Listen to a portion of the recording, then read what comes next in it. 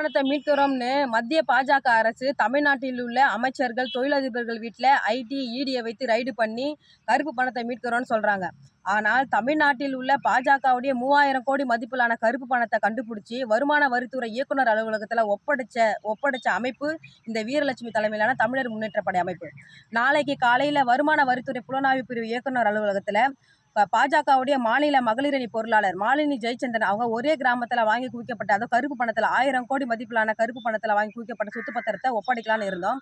ஆனால் தமிழக பாஜக தலைவர் அண்ணாமலை அவர்கள் இன்னும் 2 தினத்தில் செய்தியாளர் முன்பு பாஜகவுடைய மாநில மகளிரணி பொருளாளர் மாலினி ஜெயச்சந்திரனுக்கு இந்த 5000 கோடி சொத்து கருப்பு பணத்தில் வாங்கின சொத்தும் அந்த பணம் எந்த வகையில் எப்படி வந்ததுன்ற தகவலை செய்தியாளர் முன்பாக இன்னும் 2 தினத்தில் நாட்டு மக்களுக்கு தெரிவிப்பதாக எங்களுக்கு ஒரு செய்தி வந்திருக்குது.